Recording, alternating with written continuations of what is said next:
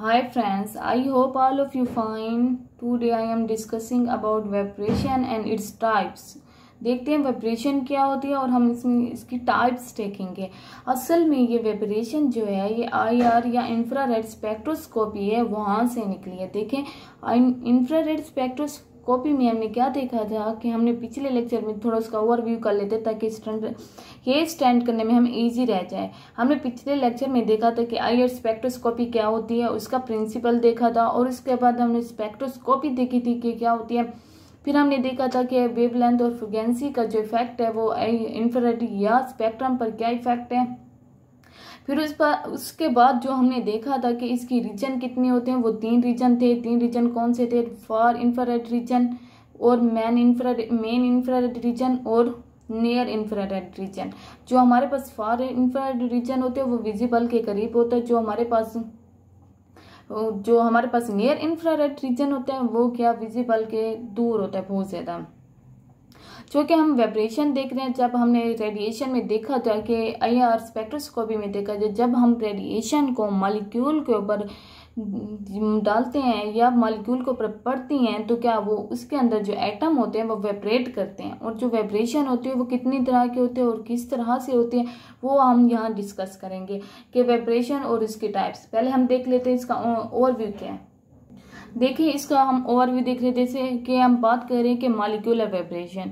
Molecular मतलब जब molecule के ऊपर रेडिएशन पड़ती हैं तो उसके अंदर जो मौजूद एटम्स हैं वो क्या करते हैं, वाइब्रेट करते हैं। और वाइब्रेशन कितनी तरह के? 2 तरह के। देखें, फंडामेंटल वाइब्रेशन और नॉन फंडामेंटल वाइब्रेशन। जो फंडामेंटल वाइब्रेशन है उसके फिर 2 टाइप्स हैं, एक स्ट्रेंजिंग वाइब्रेशन है और जो दूसरी है वो बेंडिंग है। अब देखें, हमने बात की थी फंडामेंटल और नॉन फंडामेंटल, हम इसके आगे डेफिनेशन देखेंगे। अभी हम देखते हैं बेंडिंग। बेंडिंग के फिर 2 टाइप्स हैं, इन प्लेन बेंडिंग और आउट ऑफ प्लेन बेंडिंग। और जो स्ट्रेचिंग वाइब्रेशन है उसके फिर 2 टाइप्स हैं, एक सिमेट्रिक और एसिमेट्रिक वाइब्रेशन।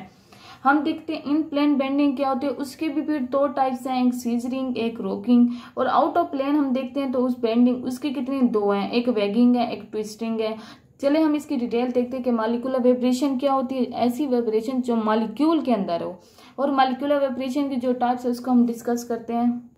ये हमारे पास फंडामेंटल वाइब्रेशन और नॉन फंडामेंटल वाइब्रेशन। जो फंडामेंटल वाइब्रेशन होती है, असल में हम वाइब्रेशन शुरू करने से पहले मैं बता दूं कि जो मॉलिक्यूल होते हैं उनके जो एटम्स होते हैं उनके दरमियान जो बॉन्ड होते हैं वो पोलर भी होते हैं और नॉन पोलर भी होते हैं। जो पोलर होते हैं उनकी कुछ ना कुछ वाइब्रेशन होती है, उनके डाइपोल मोमेंट होने की वजह से कुछ ना कुछ वाइब्रेशन होती है।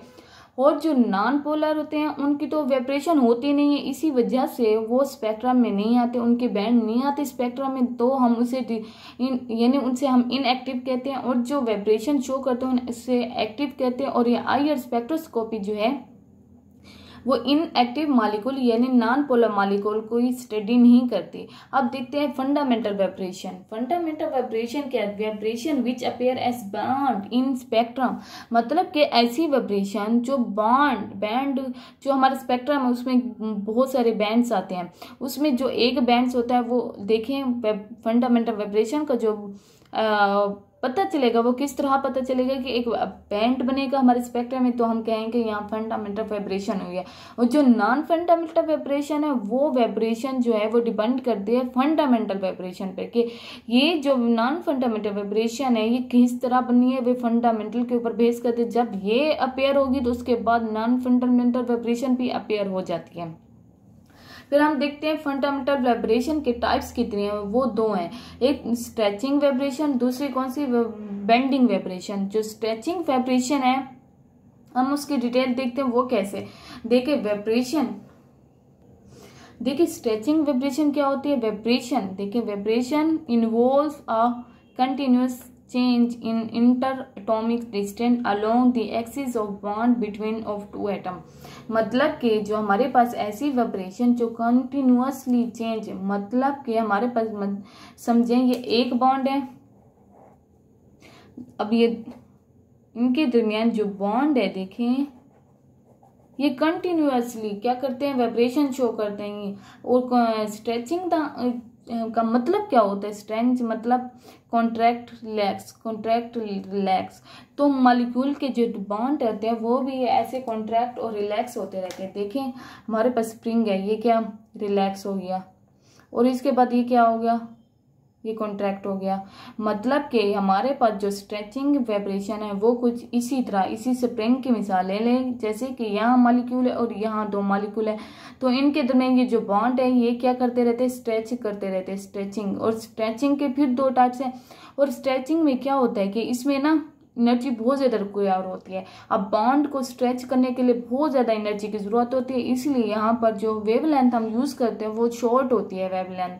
अगर हम स्ट्रेचिंग वाइब्रेशन की स्टडी करें तो हम वहाँ वेवलेंथ शॉर्ट लगते हैं। वो क्यों रखते हैं, पेपर्स में आ जाता है तो आप कहें क्योंकि वहाँ पर हमें एनर्जी की बहुत ज़्यादा ज़रूरत होती है स्ट्रेचिंग के लिए। अब देखिए हम यहाँ बेंडिंग वाइब्रेशन देख रहे हैं। बेंडिंग में क्या होता है, this cause change in the angles between 2 bonds. मतलब ये कि जो बेंडिंग वाइब्रेशन होगी जो एंगल में चेंज करेगी। पीछे वाली जो थी वो स्ट्रेचिंग कर रही थी, अब ये वाली जो है वो बेंडिंग, मतलब ये बेंड कर देगी। अब हमारे पास जैसे कि ये 2 बॉन्ड है ऐसे समझें, अब उसको किसी तरह यूं बेंड कर लेगी, यूं कर लेगी, यूं बेंड कर लेगी। मतलब उनके जो एंगल्स होंगे उनके, ये देखें अगर बेंड हमारे पास 2 बॉन्ड है वो यूं शिफ्ट हो रहा है तो उनके दरमियान जो एंगल है वो क्या बढ़ रहा है, जी बिल्कुल, ये जो इनके दरमियान जो बॉन्ड के दरमियान जो एंगल है वो बढ़ रहे हैं। अब देखें ये ऐसे बॉन्ड के दरमियान एंगल बढ़ता जाएगा। अगर देखें ये देखिए बेंडिंग कभी यूं भी होती है, देखें इनके दरमियान एंगल बहुत कम हो गया, तो बेंडिंग क्या करता है, एंगल में चेंज करता है, बॉन्ड के दरमियान जो एंगल्स होते हैं उसकी चेंज कर लेता है। और इट्स रिक्वायर लेस एनर्जी, और इसको लेस एनर्जी की रिक्वायर होती है। मतलब ये कि जो हमारे पास बेंडिंग होती है इसको कम एनर्जी ज़्यादा वेवलेंथ, और जो हमारे पास स्ट्रेचिंग थी उसको ज़्यादा एनर्जी और कम वेवलेंथ। और ये दोनों एक दूसरे की एनर्जी के लिहाज से अपोजिट हैं। देखिए अब हम स्ट्रेचिंग वाइब्रेशन की बात कर रहे थे तो उसके हम टाइप्स देख लेते हैं। एक तो सिमेट्रिकल वाइब्रेशन होती है और दूसरी एसिमेट्रिकल। सिमेट्रिकल क्या होता है, सिमेट्रिक हमें पता है, सिमेट्रिक का मतलब यही है कि प्लेन में होगी, यानी एक खास सिमेट होगी। और एसिमेट्रिक मतलब जो अपोजिट होंगे, बिल्कुल उनके अंदर कोई सिमेट्री नहीं होगी, वो अपोजिट, उनको यानी उनको खुद को पता नहीं होगा कि सिमेट्री, उनकी कोई खास पहचान नहीं होगी। अब देखिए सिमेट्रिक के मैं कुछ यूं एग्जांपल दूंगी। अब जैसे हमारे पास ये बॉन्ड है, अब हमारे पास ये बॉन्ड समझ लें, जैसे कि ये बॉन्ड है, हमारे पास 2 बॉन्ड हैं, ये हमारे पास 2 बॉन्ड हैं। ये देखिए अब एक बॉन्ड स्ट्रेच होकर क्या कर देगा, बहुत लंबा हो जाएगा, तो ये क्या हो रही है, स्ट्रेचिंग हो रही है। और ये क्या एसिमेट्रिकल होती है। अगर दोनों ये बॉन्ड, जैसे कि ये वाला बॉन्ड और ये दोनों स्ट्रेच होते हैं तो उसे क्या कहते हैं, सिमेट्रिकल वाइब्रेशन। और जो एक बॉन्ड, उनके दरमियान जो एक बॉन्ड है मॉलिक्यूल का, सिर्फ एक बॉन्ड स्ट्रेच हो दूसरा कंट्रैक्ट हो, तो हम उसे कहेंगे एसिमेट्रिक।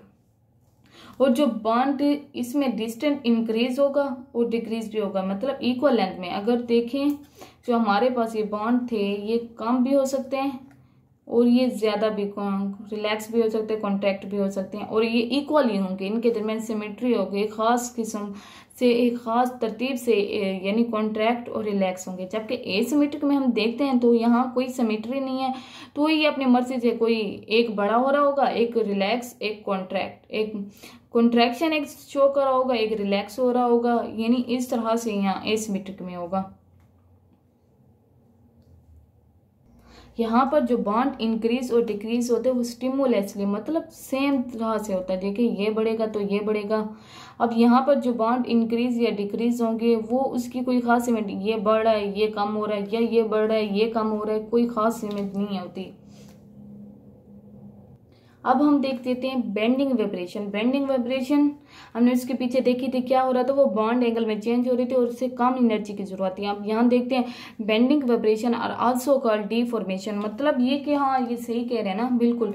जब हमारे पास ये थे कि हाँ कोई मॉलिक्यूल है, अब उसकी जब हमारे पास जो बॉन्ड है उसका एंगल चेंज हो रहा है तो उसका स्ट्रक्चर भी चेंज हो रहा है, जाहिर है। देखिए पहले देखिए अब हमारे पास जैसे कि कोई भी दे, पहले यूं लीनियर था, फिर जो बॉन्ड ये स्ट्रक्चर चेंज हो रहा है ना वो, तो ये बेंडिंग जो होते हैं वो मॉलिक्यूल के जो बॉन्ड है उनको डिफॉर्मेशन कर लेते हैं, उनके स्ट्रक्चर ही चेंज कर लेते हैं, उनकी जो शक्ल होती है असल उनको चेंज कर लेती है, मतलब चेंज हो जाता है। इसमें जो बॉन्ड होता है मॉलिक्यूल का स्ट्रक्चर तक चेंज होता है। और इन प्लेन बॉन्ड बेंडिंग होती है और जो आउट ऑफ प्लान बेंडिंग होती है उसमें वैगिंग, ट्विस्टिंग, जबकि जो इन प्लान बेंडिंग होती है उसमें सीजरिंग, रॉकिंग। अब इन प्लान जो बेंडिंग है वो कौन सी है, वो है सीजरिंग। सीजरिंग का मतलब ही हमें क्या पता है, सीजर से निकला हुआ है। सीजर कैसे, कैंची की तरह, देखें ये कैंची की तरह काम करते हैं। मतलब ये कि हमारे पास जो एक बांड है, जैसे ये मॉलिक्यूल है, ये दो बांड है, तो जो हमारे पास क्या है, ये यूं दोनों यूं यूं आएंगे, मतलब ये वाला बांड इसकी तरफ आएगा और ये इस तरफ आएगा। देखें ये यूं और ये यूं। अगर ये पीछे भी जाएंगे तो इकट्ठे जाएंगे इक्वल में, अगर आगे आएंगे तो इकट्ठे, ये देखें इकट्ठे इक्वली रेट से आएंगे। तो ये हमारे पास सीजरिंग होगी। अगर हम रोकिंग को देखें तो यहाँ क्या होता है, जो यहाँ moment atom take place same side, मतलब ये कि जो हमारे पास जो मॉलिक्यूल के जो एटम है वो यूं सेम, मतलब ये यहाँ आ रहा है तो ये वाला भी यहाँ आएगा, अगर ये यहाँ जा रहा है तो ये दूसरा भी यहाँ जाएगा। मतलब ये जो इनके जो बॉन्ड है वो इक्वल रे से, जहाँ मतलब एक साइड पे, वन साइड पे करते हैं। देखिए मूवमेंट एक ही साइड पे, देखें यूं हो रहे हैं, अगर यूं आ रहे थे यूं आ रहे हैं, इनके दरमियान जो बॉन्ड एंगल है वो चेंज नहीं हो रहा। और इसकी बात करते हैं वैगिंग की। वैगिंग क्या हो रहा है, इसमें जो हमारे पास होती है वो अप और डाउन प्लेन में होती है। मतलब ये कि हमारे पास जो मॉलिक्यूल है एक यूं ऊपर की तरफ, मतलब जैसे कि यूं देख लें, एक ऊपर की तरफ मूव करता है, एक नीचे की तरफ, एक ऊपर की तरफ, और इसे हम क्या कहेंगे, वैगिंग। अब हमारे पास जो बॉन्ड होगा वो एक यूं होगा और दूसरा नीचे की तरफ जाएगा, जो हमारे पास वैगिंग है। यानी हमारे पास जो प्लेन है उसके ऊपर नीचे। अब जो ट्विस्टिंग कहते हैं वो ट्विस्टिंग क्या करते हैं, यूं, ये देखें ये हमारे पास जो बॉन्ड है वो, ये देखें ये इस तरफ मूव करेगा, ये इस तरफ, ये देखें यूं मूव करे ना, इन दोनों की पोजीशन क्या है, डिफरेंट है। ये देखें इनके अपोजिट डायरेक्शन में मूव कर रहे हैं, ये इस तरफ मूव कर रहा है, वो ऊपर वाला बॉन्ड इस तरफ, ये यूं मूव करके ये क्या कर देते हैं, ट्विस्टिंग हो जाते हैं। तो ये ट्विस्टिंग से हमें याद रखना है कि ये क्या ट्विस्टिंग बॉन्ड बनाते हैं।